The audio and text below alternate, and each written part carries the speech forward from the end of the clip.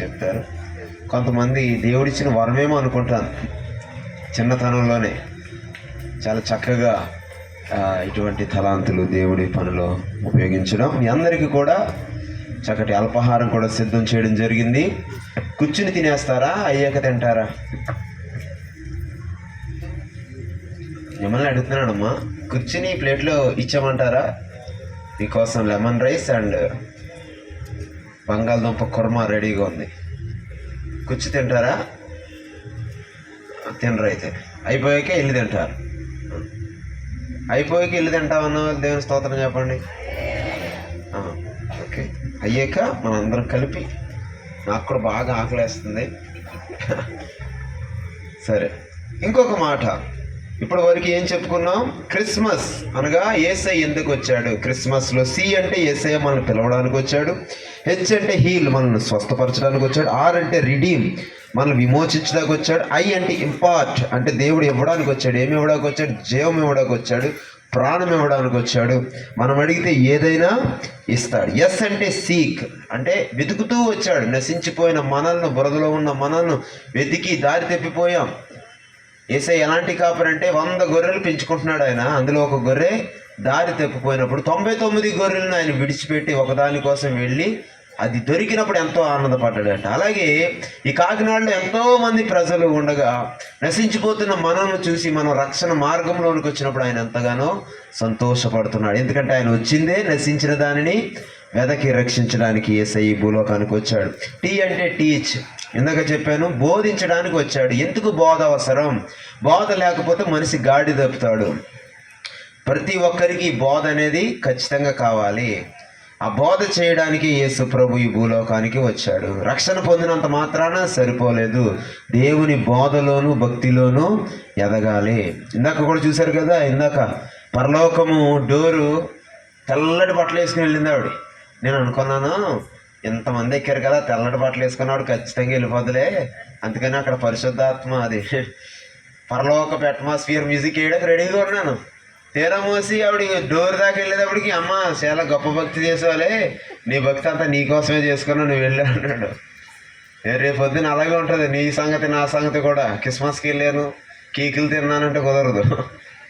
దేవుని వాక్యానుసారమైన జీవితం నీకు నాకు లేనప్పుడు దేవుడు పరలోకంలో అడుగు పెట్టనివ్వడండి.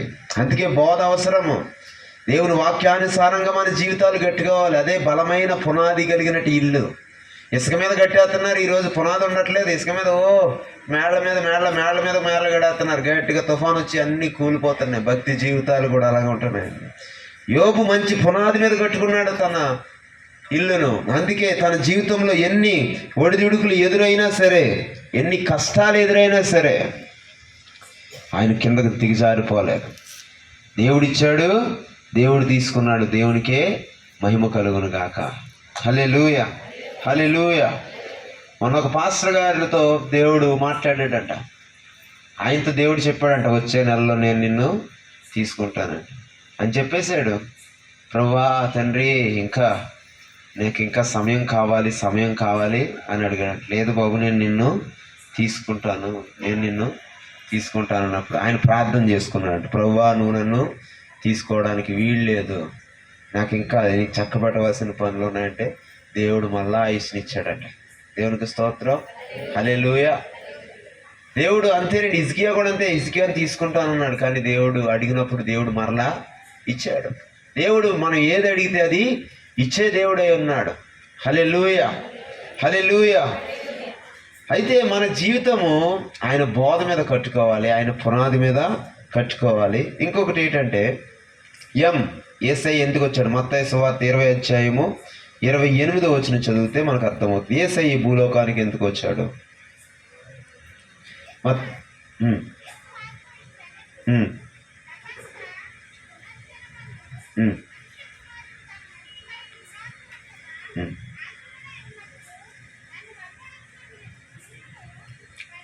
మత్తయి సువార్త 20:28 చదువుతున్నారు. అలాగే మనుష్య కుమారుడు పరిచారము చేయించుకున్నటకు రాలేదు, కానీ పరిచారం చేయటకు వచ్చాడు. చాలా మినిస్ట్రీ చేయడానికి వచ్చాడండి. యేసయ్య ఎందుకు వచ్చాడు? పరిచర్య చేయడానికి వచ్చాడు. ఎవరికి పరిచర్య చేయడానికి వచ్చాడు? మనందరికీ పరిచర్య చేయడానికి వచ్చాడంట. ఆయన పరిచర్య ఎందుకంటే మనకు ఒక మాదిరి. ఈ రోజున మనలో చాలామంది పరిచర్య ఎందుకు చేయాలి? అది పాస్టర్ గారి పని కదా, లేకపోతే పలానా వాళ్ళే చేసుకుంటారు, వీళ్ళే చేసుకుంటారు. కొంతమంది గుర్తింపు అలా బ్రాండ్ మీద వేసేసి వాళ్ళు చేసుకుంటారు, వీళ్ళు చేసుకుంటారు అనుకుంటారు. కానీ యేసయ్య చూపించిన మాదిరి ఏంటో తెలుసా? నేను పరిచారము చేయించుకొనుటకు రాలేదు, పరిచర్య చేయడానికి వచ్చాడు. ఇప్పుడు యేసయ్యే పరిచర్య చేయడానికి వచ్చాడు అనుకోండి, మరి ఎవరు రావాలి పరిచర్య చేయడానికి? యేసయ్య కంటే గొప్ప వాళ్ళు ఉన్నారు ఇక్కడ ఉంటే దేవుని స్తోత్రం చెప్పండి. ఎవరు లేరా? మరి యేసయ్యే పరిచర్య చేయడానికి వచ్చాడంట. మరి నువ్వు నేనేం చేయాలి? పరిచర్య చేయాలి. పరిచర్యలు ఎదిగితే దేవుడు గొప్పగా మిమ్మల్ని దీవిస్తాడు, మీ పిల్లల్ని కూడా దీవిస్తాడు.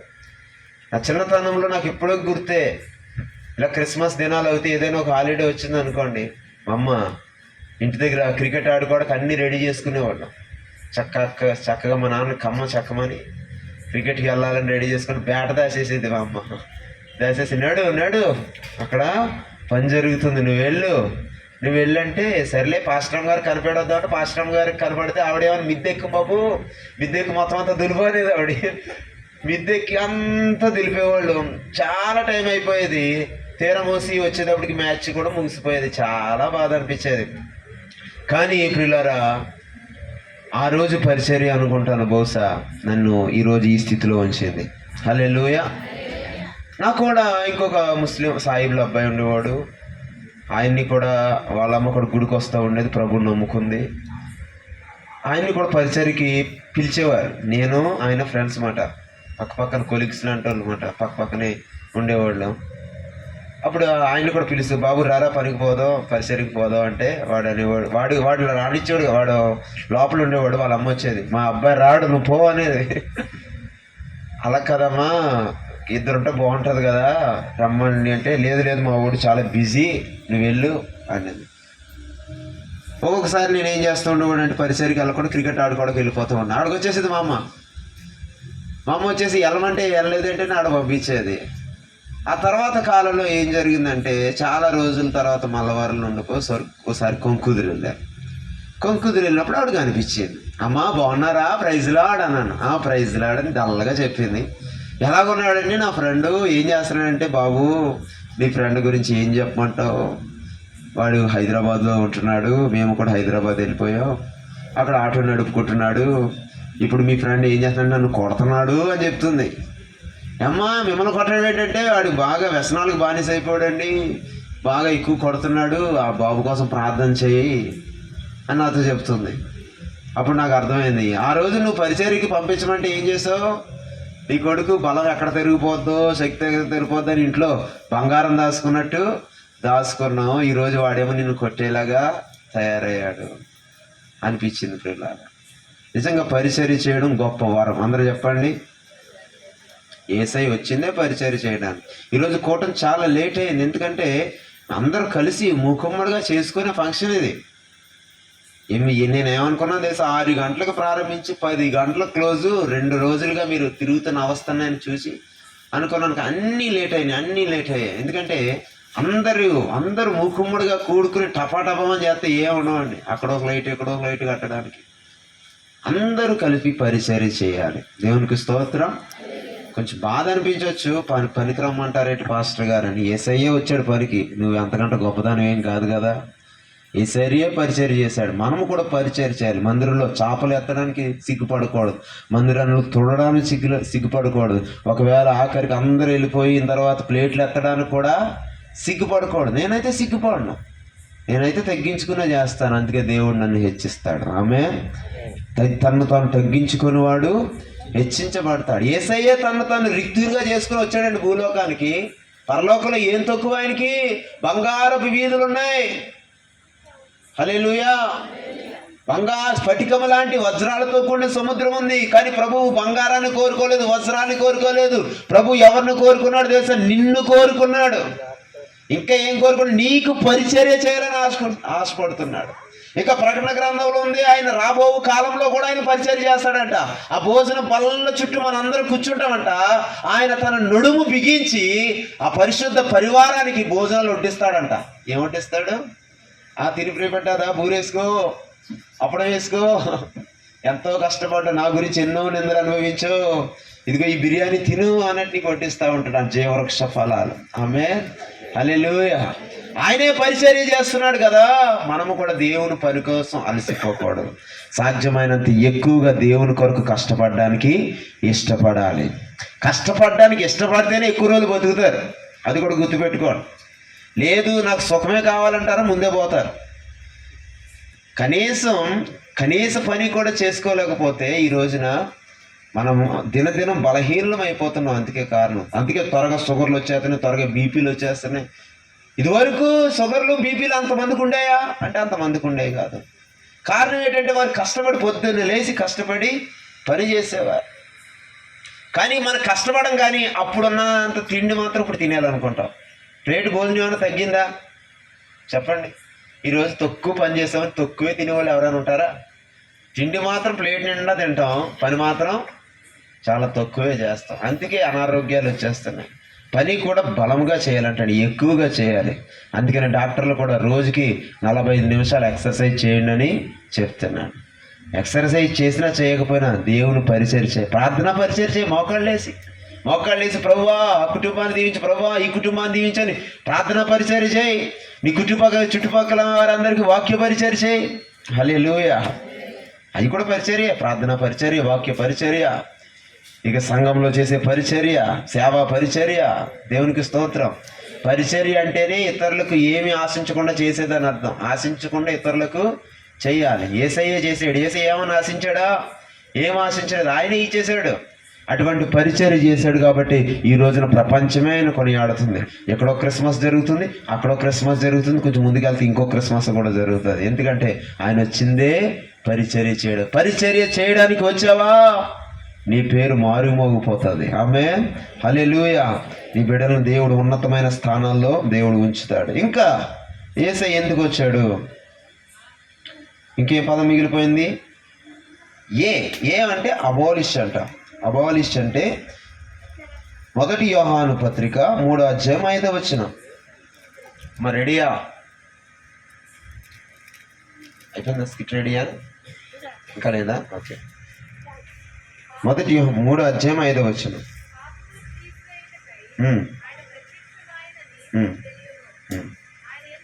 పాపములు తీసివేయుటకు ఆయన ప్రత్యక్షమాయను. పాపమును రద్దు, అబాలిష్ అంటే రద్దు చేయడం.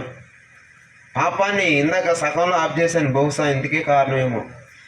ఆనాడు కోళ్ళు అర్పించే రక్తము, మేకలు అర్పించే రక్తము పాపాన్ని కప్పెట్టేదే, కానీ పాపాన్ని పూర్తిగా తీయలేకపోయింది. యేసయ్య కలువరి శిలువలో కార్చిన రక్తం ద్వారా ఇప్పుడు ఆ పాపం ఏమైపోయింది తెలుసా? మొత్తము కడిగి వేయబడ్డది. ఇక పాపం మొత్తం తొలగించేసాడు మాట. ఇప్పుడు తీస్తే ఏం కనపడుతుంది? పాపమే లేనంతగా దేవుడు నిన్ను కడిగి వేశాడు. ఆమేన్. నీ పాపము రద్దు చేశాడు. నీ పాపము రద్దు చేయడానికే యేసుక్రీస్తు నరవతారిగా ఈ భూలోకానికి వచ్చాడు. దేవునికి స్తోత్రం. మత్తయి సువార్త 9వ అధ్యాయం 13వ వచనం. ఎస్ అంటే ఏంటి? సేవ్ అంటే నిన్ను రక్షించడానికి ఈ భూలోకానికి వచ్చాడు. మత్తయి సువార్త 9వ అధ్యాయం 13వ వచనం. అయితే నేను పాపులను పిలువ వచ్చితిని కానీ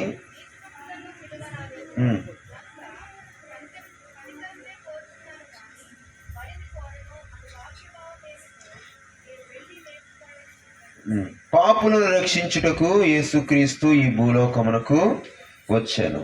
దేవునికి స్తోత్రం. రక్షించడానికి వచ్చాడు. రక్షకుడు ఉదయించినాడట మన కొరకు, పరమ రక్షకుడు ఉదయించినాడట. రక్షకుడు ఉదయించినాడు, రారె గొల్లబోయాలారా. రక్షకుడు రారె గొల్లబోయాలారా. రక్షకుడు ఉదయించినాడట మన కొరకు, పరమ రక్షకుడు ఉదయించినాడట. యేసయ్య ఈ భూలోకానికి ఎందుకు వచ్చాడంటే చివరిగా సేవ్ చేయడానికి వచ్చాడు, నిన్ను రక్షించడానికి వచ్చాడు. ఎక్కడ వెళ్ళినా ఈ జీవితంలో నీకు ఎక్కడ రక్షణ లేదు. దేవునిలోనే నీకు నిజమైన రక్షణ ఉంది. చచ్చిపోయిన తర్వాత ఎక్కడ పోతావు అంటే ఎవరు సరైన సమాధానం చెప్పరండి. చాలామంది అంటారు, ఏమో ఎవడు చూసి వచ్చాడు, నువ్వు చూసి వచ్చావా, నేను చూసి వచ్చావా. కానీ దేవుని బిడ్డ మాత్రమే చెప్పగలడు, నేను చనిపోతే ప్రభు దగ్గరికి వెళ్తానని. వెనకడికి ఒక ఆవిడ పడవలో వెళ్తుందంట. ఆ ఊరి నుంచి ఇంకో ఊరు వెళ్ళాలంటే ఆ పడవలో వెళ్ళాలి. పడవలో వెళ్తుంటే చాలా పెద్ద నది మాట, చాలా పెద్ద నది. దారిలో వెళ్తుంటే ఉన్నట్టుండి అనుకోని విధంగా భయంకరమైన తుఫాను చెలరేగింది. భయంకరమైన తుఫాను చెలరేగితే అందరూ భయపడిపోతున్న, ప్రాణాలు అరిచేతులు పెట్టుకున్నారు. ఇది మునిగిపోతే మేమైపోతాం, ఇది మునిగిపోతే మేమేమైపోతాం అని దిగులు చెందుతున్నారు.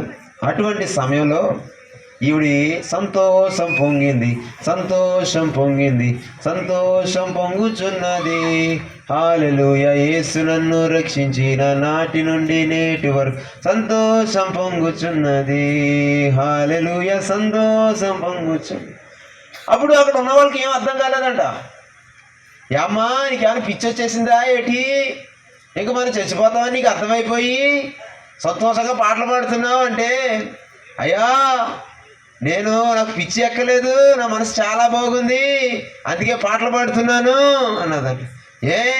నీకు ప్రాణభయం లేదా అంటే, నాకు ప్రాణభయము లేదు. ఏముందండి, ఒకవేళ తుఫాన్ వచ్చి మునిగిపోతే నేను పెద్ద కూతురు దగ్గరికి వెళ్తాను, ఒకవేళ వాడు కొట్టుకెళ్ళింది అనుకో నా చిన్న కూతురు దగ్గరికి వెళ్తాను అన్నదంట. దేవుని స్తోత్రం. అర్థమైందండి మీకు? అదేంటమ్మా వాడు మునిగిపోతే పెద్ద కూతురు దగ్గరికి ఎలాగెళ్తావు, వాడు మునగకుండా ఒడ్డుకి వెళ్తే చిన్న కూతురు దగ్గరికి ఎలాగెళ్తావు అంటే ఆవిడ చెప్పిందంట, అయ్యా నేను ఇప్పుడు నా చిన్న కూతురుని చూడడానికి బయలుదేరాను, కానీ నా పెద్ద కూతురు ఇప్పటికే చనిపోయి ఎక్కడుంది, పరలోక రాజ్యం. ఒకవేళ వాడు మునిగిపోయింది అనుకో, నా యేసయ్య ఎక్కడ తీసుకెళ్తాడు, పరలోకానికి. ఎందుకంటే ఆయన రక్షణ నాకుంది. ఒకవేళ బతికి బట్టగట్టి ఒడ్డుకి వెళ్ళాను, ఎక్కడికి వెళ్తాను, నా చిన్న కూతురు దగ్గరికి వెళ్తాను. ఇంక భయపడాల్సింది ఏముంది, ఏది జరిగినా మంచిదే కదా. పెద్ద కూతురు ఇంటికి వెళ్ళినా, చిన్న కూతురు ఇంటికి వెళ్ళినా, ఎక్కడ వెళ్తాం మంచిదే కదా. ఆడ కూతురు తల్లులు చెప్పాలి, ఎక్కడికి వెళ్ళినా మంచిదే కదా. ఆమె ఆనందపడుతుందంట. దేవుని బిడ్డ మాత్రమే చెప్పగలడు, ఇదిగో ప్రభు ఇచ్చిన నాకు రక్షణ ఉంది, నేను పరలోక రాజ్యం వెళ్తానని. ఆ రక్షణ ఇవ్వడానికే యేసుక్రీస్తు ఈ భూలోకానికి వచ్చాడు. దేవునికి స్తోత్రం. ఒకవేళ ఈ మాటలు వింటున్న ఎవరైనా సరే ఆ రక్షణ లేకపోతే గుర్తుపెట్టుకో, యేసయ్య ఎందుకు వచ్చాడంటే నిన్ను రక్షించడానికే ఈ భూలోకానికి వచ్చాడు. God bless you. అందరూ మరి ఒకసారి చెప్పండి, happy Christmas, happy happy Christmas, merry merry Christmas, happy happy Christmas. క్రీస్తు నేడు పుట్టెను, మన మధ్యలో పుట్టెను. హల్లెలూయా చెప్పడంలో అర్థమవుతుంది, ఎల్లవయ్యా అంటున్నట్టు. హల్లెలూయా అంటున్నారా, ఎల్లవయ్యా అంటున్నారా? అమ్మ నవ్వుతున్నారండి అమ్మ, నాకు అలాగే అనిపించింది. మరి మీరు అలా చెప్తుండే ఎల్లవయ్యా చెప్పాలి, ఇంకా ప్రాణాయాలు అంటున్నాడు. ఏమో అయిపోయిందా?